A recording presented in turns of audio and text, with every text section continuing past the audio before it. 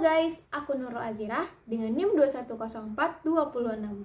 Aku berasal dari Prodi Ilmu Administrasi Negara, Fakultas Ilmu Sosial, Universitas Negeri Padang. Pada video kali ini, aku berkesempatan untuk menjelaskan atau memberikan penjelasan tentang siklus anggaran dan penyusunan RAPBN dan RAPBD. Nah, tujuan pembuatan video ini adalah untuk memenuhi salah satu tugas pada mata kuliah Keuangan Negara.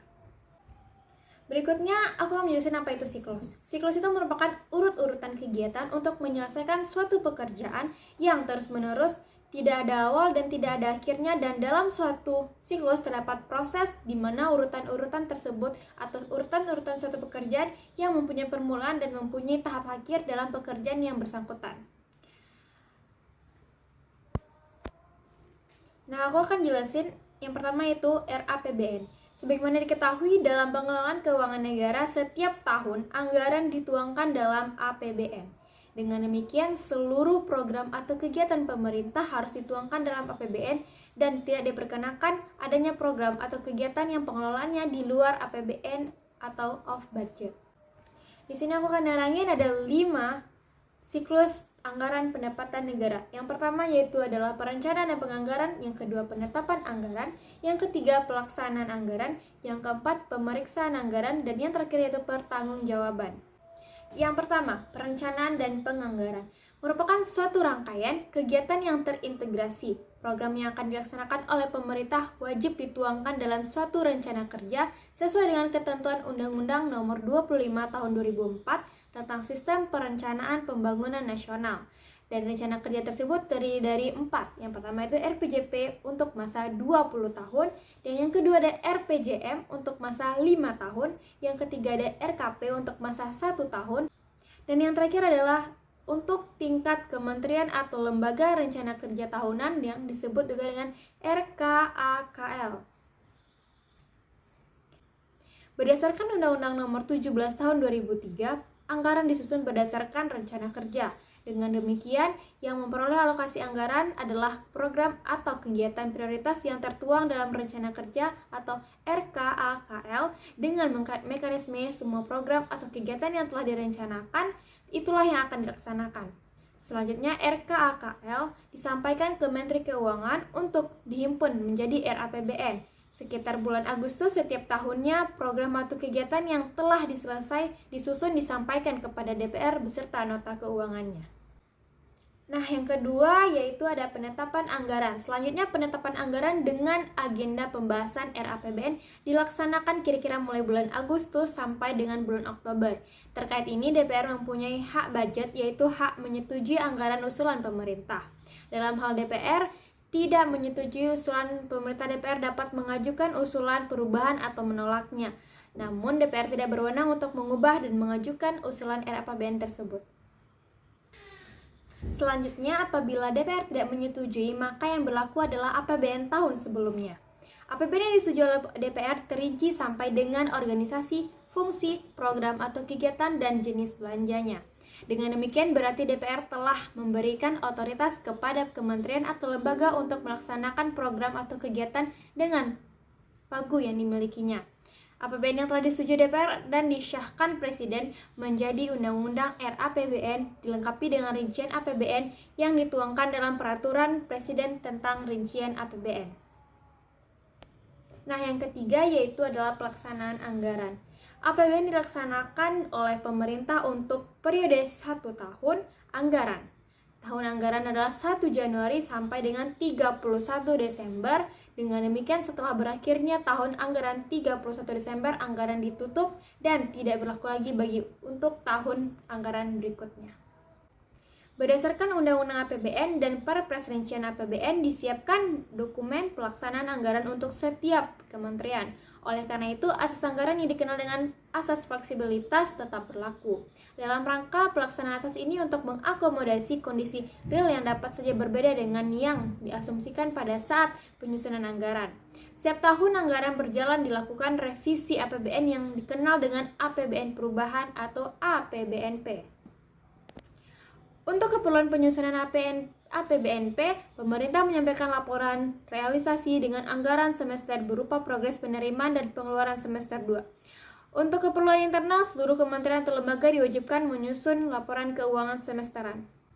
Dan dalam keadaan darurat atau keadaan gahar seperti yang terjadi pada tahun 2020 lalu, yaitu wabah virus COVID-19, pemerintah dapat melakukan pengeluaran yang tidak tersedia anggarannya. Apabila pengeluaran tersebut terjadi sebelum APBNP, maka pengeluaran tersebut dimasukkan dalam APBNP dan dilaporkan di laporan realisasi anggaran disertai penjelasannya.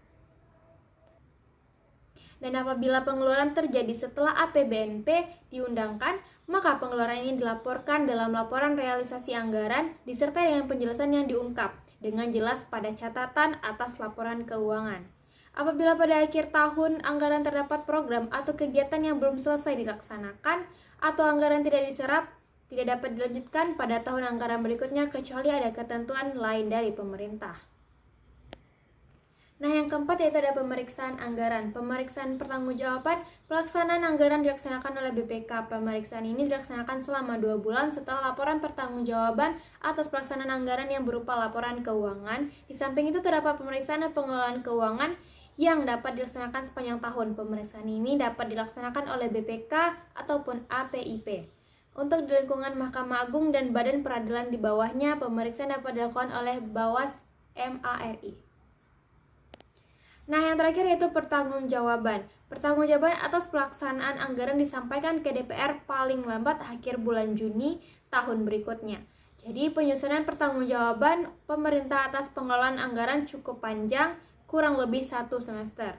Longgarnya waktu diharapkan mampu mendorong kualitas isi laporan semakin baik dan terus meningkatkan serta dapat dipertanggungjawabkan. Nah, yang berikutnya yaitu siklus anggaran pendapatan daerah. Pada siklus pendapatan anggaran daerah ini ada 6 siklusnya. Yang pertama itu kegiatan pendahuluan, yang kedua arah dan kebijakan umum APBD, yang ketiga yaitu strategi dan prioritas APBD, yang keempat rencana anggaran satuan kerja, yang kelima evaluasi dan seleksi RASK, dan yang terakhir yaitu adalah pembahasan RAPBD.